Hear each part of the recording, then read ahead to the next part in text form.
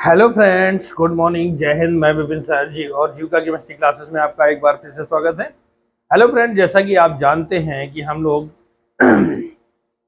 जीव का chemistry classes में क्लास 10th के लिए खड़े होते हैं। इस समय हमारा क्लास 10th चल रहा है, बायोलॉजी का चैप्टर 1 और लाइफ प्रोसेस न्यूट्रिशन पार्ट 5, है ना। इसको बहुत पहले आ जाना चाहिए था बट डिले हुआ क्योंकि थोड़ा सा मुझे आई साइड में प्रॉब्लम हो गई, तो उसके इलाज के चक्कर में थोड़ा सा लेट हो गया, है ना। अब आई साइड क्लियर है, चश्मा भी लग गया है, सारी चीज़ें हैं। शायद हैंडसम भी लग रहा होऊंगा, है ना। अगर हैंडसम लग रहा हूँ, अच्छा लग रहा हूँ, तो क्या करें, लाइक करें, कमेंट करें और शेयर करें। ठीक है, तो बात करते हैं कि न्यूट्रिशन इन अमीबा, ये हम लोग खत्म कर चुके थे। आज हम लोग स्टार्ट कर रहे हैं nutrition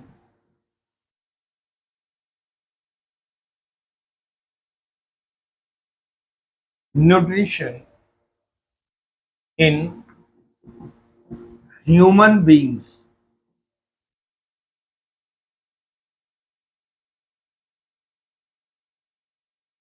nutrition in human beings में हम लोग काम करने जा रहे हैं। क्या कह सकते हैं, इसको थोड़ा सा डिफाइन करेंगे कि digestion is a catabolic process. Digestion is a catabolic process in which complete and large in which complete and large digestion is a catabolic process in which complete and large component of food are component of food broken down small broken down small and simple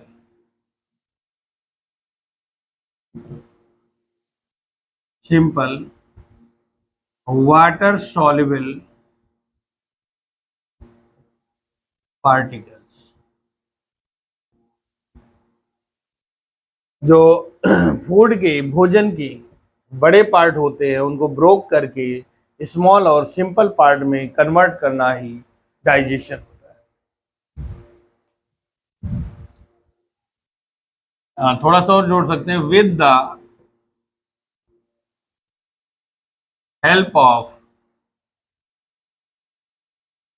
enzymes. With the help of enzymes,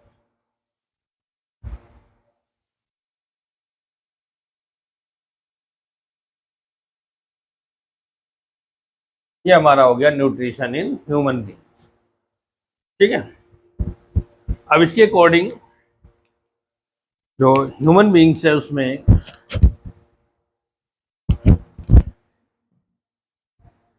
आगे बढ़ते हैं।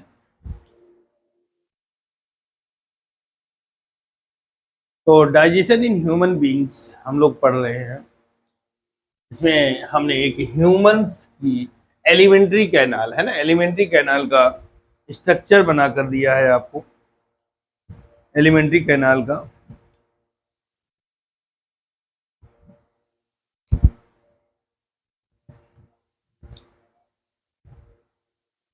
तो इसी को define करना है। It is 8 to 9 metre long. कितनी होती है, 8 से 9 मीटर लॉन्ग होती है।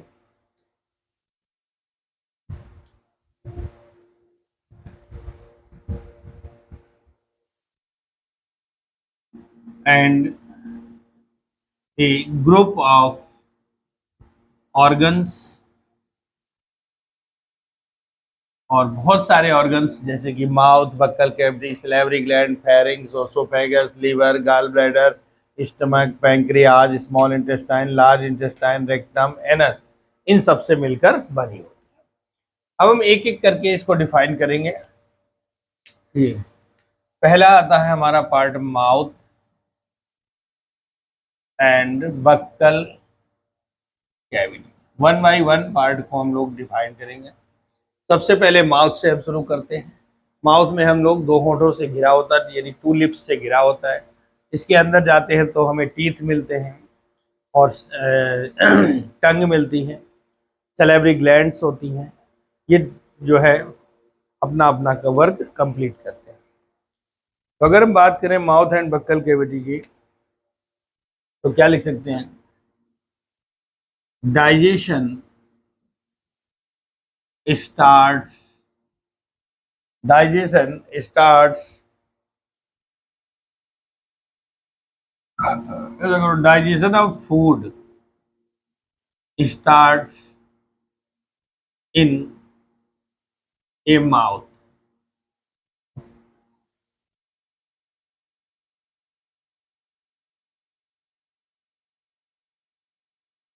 Teeth teeth break and chew. Teeth break and chew.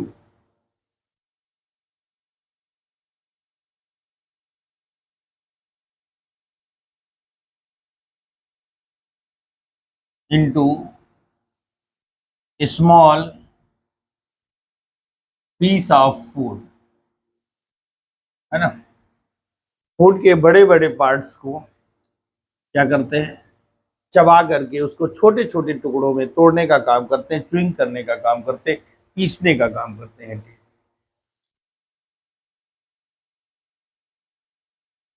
The tongue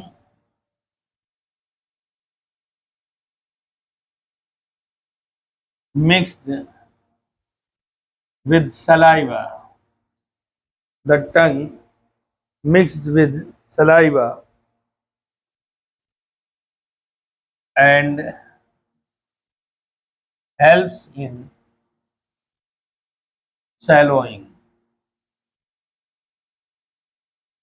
यानी सलाइवा को मिला करके उसे सैलोइंग, यानी चिकना, भोजन को चिकना, जिससे कि हमें निगलने में बड़ी आसानी हो, ऐसा काम करती है कौन? सलाइवा।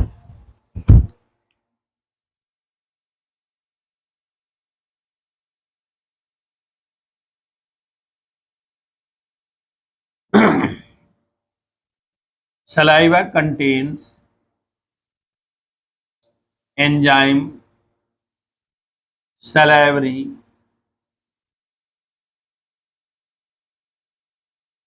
amylase। सलाइवा में सैलिवरी एंजाइम्स, अंडरलाइन करेंगे इसको, सैलिवरी एमाइलेज नामक एंजाइम होता है।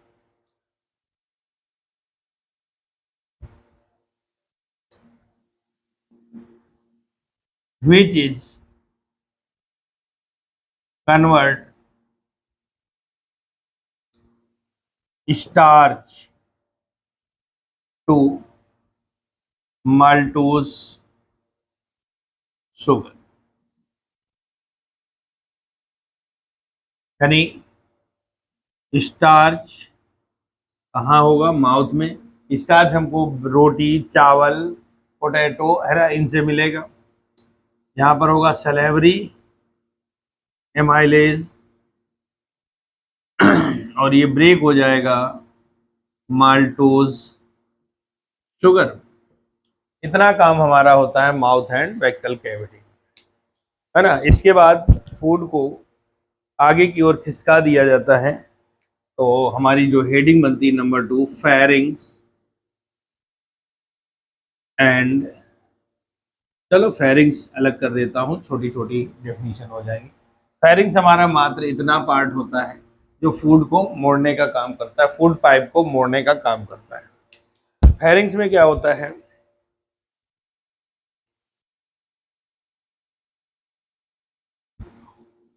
After swallowing food passes through after swallowing food passes through the food passes through the pharynx through the esophagus. Esophagus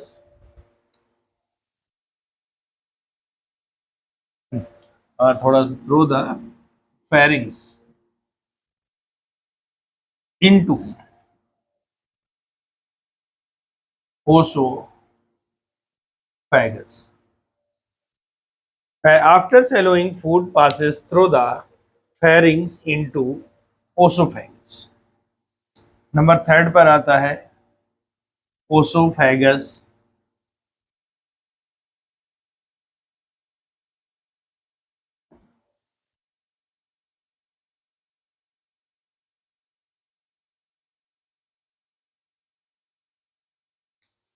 oesophagus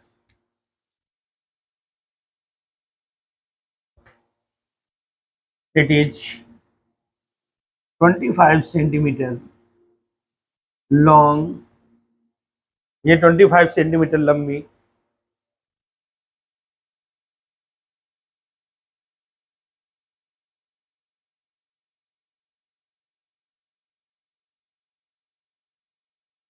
carries the food carries the food. ये 25 centimetre long होती है और carry करती है किसको? Food को. Carries food to the stomach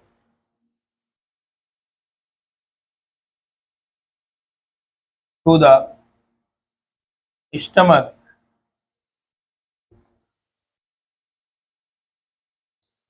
by persistent movement.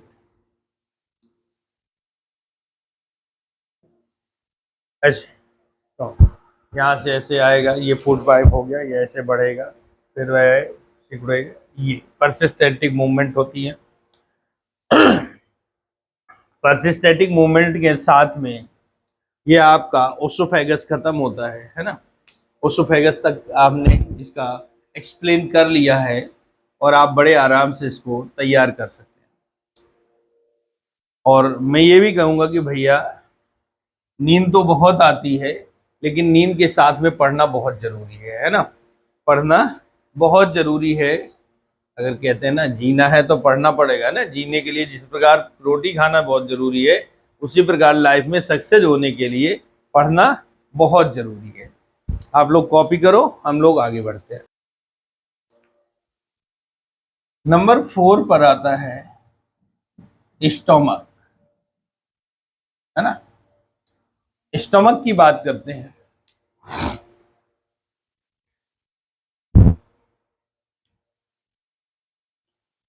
क्या लिखते हैं? It is J shaped muscular organ. It is J shaped muscular organ. यह जे के टाइप में होता है. अगर आप देखें तो ये बना हुआ है, जे शेप्ड मस्कुलर ऑर्गन होता है, मसल्स का बना होता है. इसमें कोई बोन्स वगैरह नहीं पाई जाती.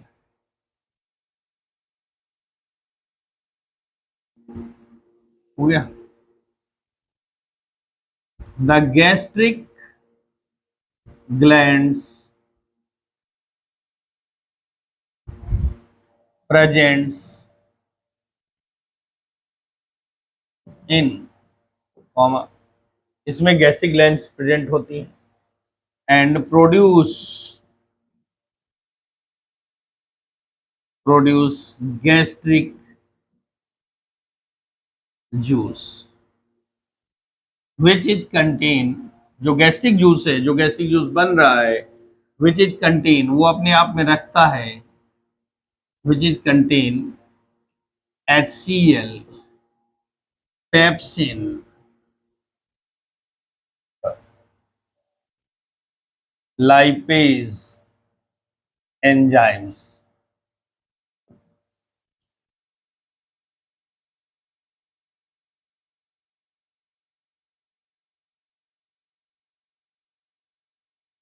HCl provides acidic medium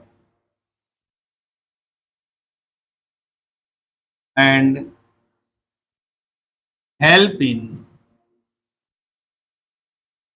help in help in killing of microorganism.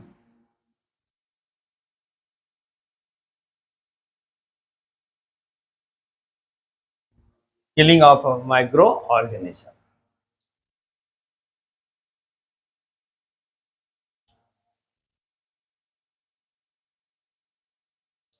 Pepsin, जो पेप्सिन एंजाइम था, HCl पेप्सिन लाइपेज है ना, तो पेप्सिन था। Help in digestion of protein, protein के डाइजेशन में हेल्प करता है पेप्सिन। और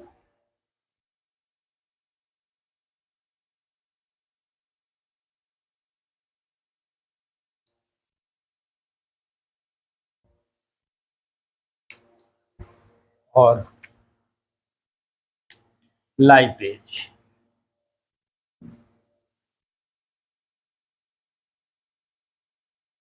help in digestion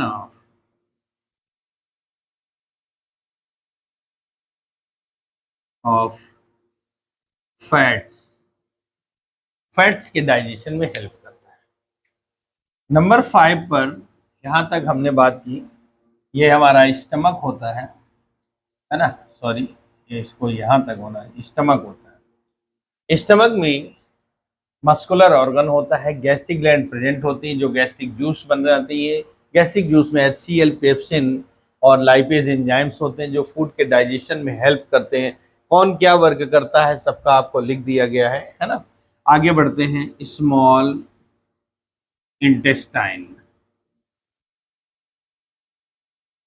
small intestine हमारी लगभग अप्रोक्स यहाँ से शुरू होती है, और ये होते हुए पार्ट, ये छोटा मोटा जो गुड़ी मुड़ी होकर के पड़ा हुआ है, ये सब पूरा स्मॉल इंटेस्टाइन में ही आता है ना। स्मॉल इंटेस्टाइन यहाँ पर अप्रोक्स 4 to 5 मीटर लॉन्ग होती है।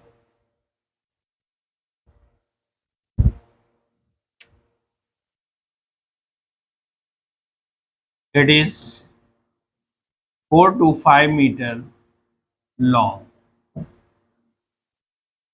It is 4 to 5 meter long. It is the main site of, it is the main site of digestion of food. Main site of digestion and absorption of food. Main site होती है जहां पर food का digestion और absorption होता है।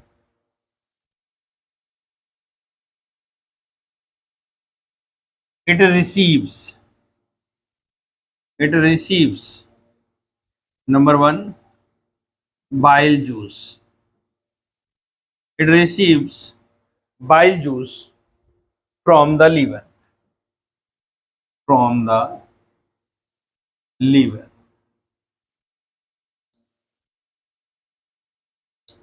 Bile juice को receive करती है, ये लीवर है, यहाँ पर हमारा बाइल जूस बनता है, गाल ब्लैडर में स्टोर होता है, और यहाँ से आते हुए यहाँ पर आकर के मिक्स होता है। तो कह रहा है it receives bile juice from the liver, pancreatic juice from the pancreas, intestinal juice from the intestine. ये 3 जूस को कलेक्ट करता है कहाँ, स्मॉल इंटेस्टाइन में, ठीक है ना।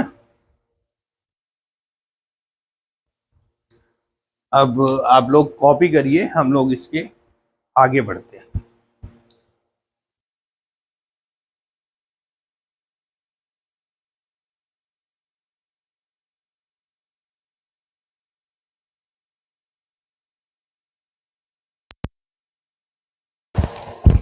इसी के आगे हम लोग बढ़ते हैं। Role of bile juice. Bile juice का वर्क क्या होता है ना।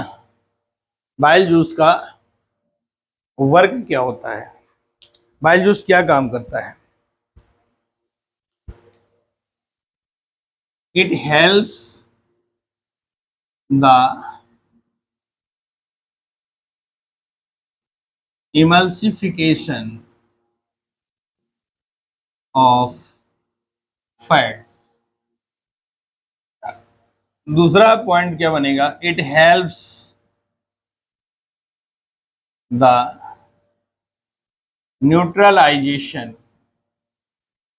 Of food, of acidic food. अभी आपने पढ़ा कि स्टमक में HCl बनता है, हाइड्रोक्लोरिक एसिड होता है। वो हाइड्रोक्लोरिक एसिड क्या करता है, फूड को एसिडिक बना देता है और हार्मफुल बैक्टीरिया को समाप्त कर देता है। लेकिन अगर वो एसिडिक मीडियम में ही रहा तो हमारे पेट में, कहते हैं नहीं, कुछ मिर्च मसाले ज्यादा खा लेने क्या होता है, जलन होने लगती, कहते हैं नहीं जलन हो रही है, ओहो इनो लाओ और सोडा वाटर लाओ, इन सारी चीजों का हमें यूज करना पड़ता है। तो ये एसिडिक मीडियम को न्यूट्रलाइज कर देता है और हमें जलन वगैरह से बचाता है। ये काम हो जाता है किसका,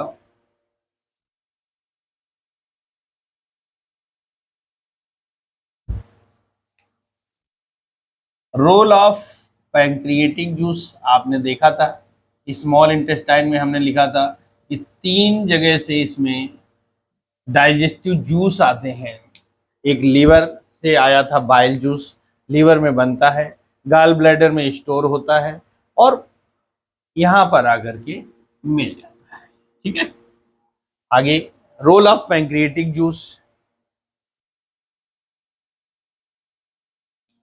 it contains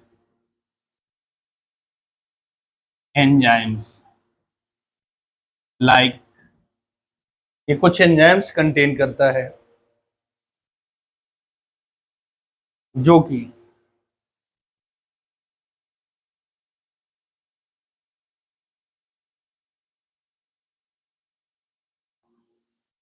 enzymes the digestion of carbohydrate and proteins. The digestion of proteins, proteins and fats. The digestion of carbohydrate, protein and fats is complete is complete in the small intestine. Pancreatic juice में enzymes होते हैं, कौन कौन से, चलिए नाम लिख देता हूं enzymes, like trypsin, amylopsin, chymotrypsin, ETC। ये सब प्रोटीन कार्बोहाइड्रेट, यानी ये सब प्रोटीन कार्बोहाइड्रेट और फैट्स का कंप्लीट डाइजेशन कर देते हैं। कहाँ पर, स्मॉल इंटेस्टाइन में हो जाता है।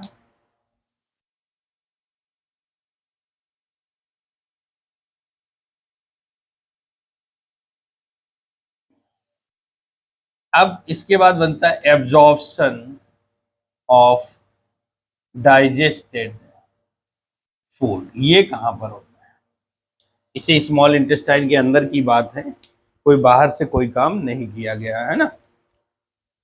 या चाहो तो डाल सकते हो, इसको नंबर 5 कर दो, एब्जॉर्प्शन ऑफ डाइजेस्टेड फूड। क्या लिख सकते हैं? The inner wall of small intestine, the inner wall of small intestine contains contains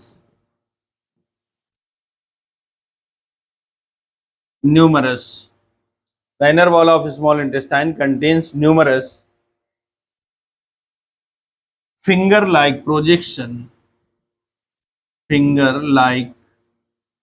projection called villi। Finger like projection होते हैं जिन्हें विलाई कहते हैं।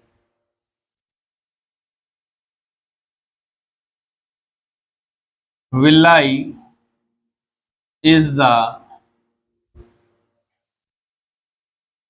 villi is the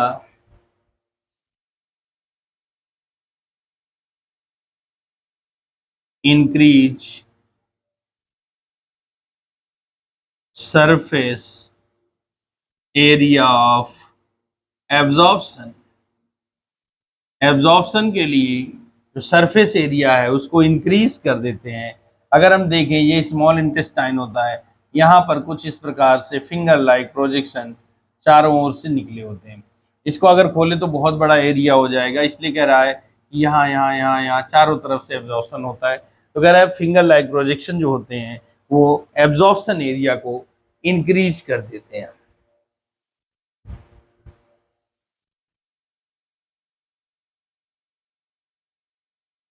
they absorb they absorb nutrients. जो न्यूट्रिएंट्स में आपका कार्बोहाइड्रेट, प्रोटीन, विटामिन, फैट सब कुछ आ जाता है। They absorb nutrients into the blood and lymph, यानी एब्जॉर्ब करते हैं ब्लड और लिम्फ के मीडियम से, ब्लड और लिम्फ में, है ना। तो आप लोग इसको कॉपी करो और हम लोग इस टॉपिक को बहुत जल्दी फिनिश करने वाले हैं, है ना। आप लोग इसको कॉपी करिए।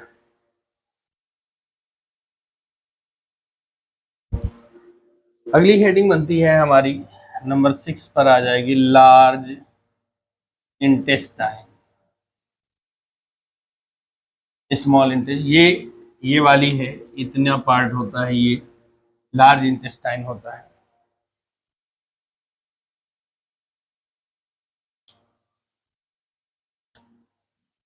It is 1.5 metre long.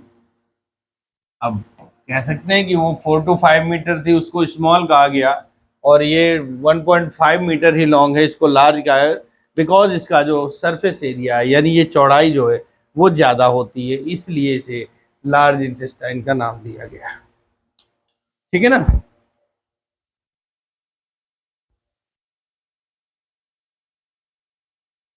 The remaining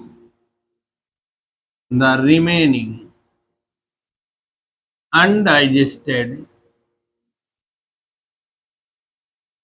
the remaining undigested food materials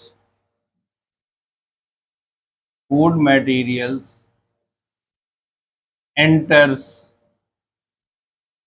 in the large intestine, है ना। जो बचा हुआ है, बेकार का है, जिसका डाइजेशन नहीं हो पाया है, वो लार्ज इंटेस्टाइन में क्या करता है? एंटर करता है। Water and salts are absorb here. Water और सॉल्ट्स का दोबारा से एब्जॉर्प्शन, यानी जो बचा हुआ था उसका दोबारा से एब्जॉर्ब हो जाते हैं, यहां पर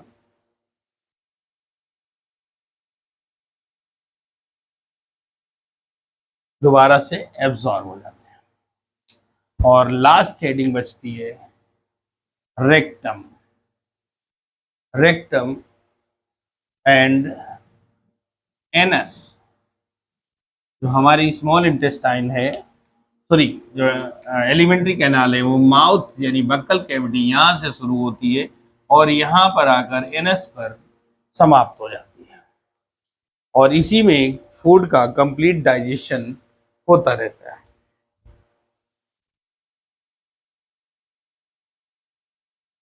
the rectum temporarily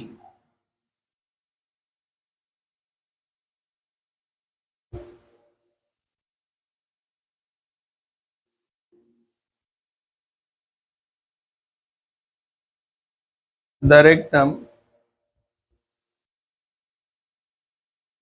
temporarily store of feces,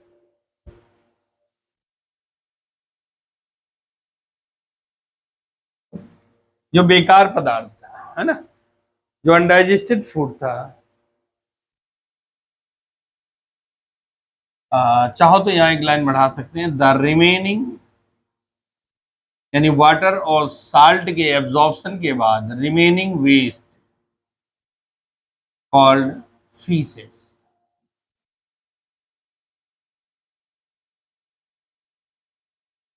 faeces जो बेकार का बचा उसको यहाँ पर रेक्टम में स्टोर कर दिए, वो होता रहता अपने आप होता रहता, और समय समय पर हम लोग डेली लाइफ रूटीन में मॉर्निंग में या इवनिंग में इसको आउट ऑफ द बॉडी, शरीर से बाहर करते रहते हैं, है ना। The return rectum temporarily store faeces, faeces feces are finally removed. Feces are finally removed. Finally faeces जो होता है, जो बेकार है, वेस्टेज मटेरियल है, finally removed from the body, from the body through the anus, through the anus, anus के माध्यम से फीसेस को बॉडी से बाहर कर दिया जाता है।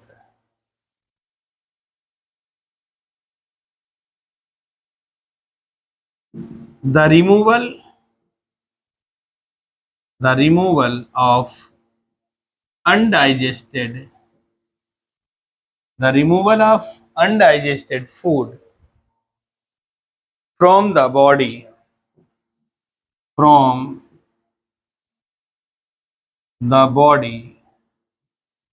is called egestion। यानी जो फीसेस है, जो बेकार पदार्थ है ना, आप समझ रहे होंगे फीसेस मतलब क्या होता है। Undigested food from the body called egestion, बाहर निकालने के प्रोसेस को इजिशन कहा जाता है। क्या कहते हैं? इजिशन कहते हैं।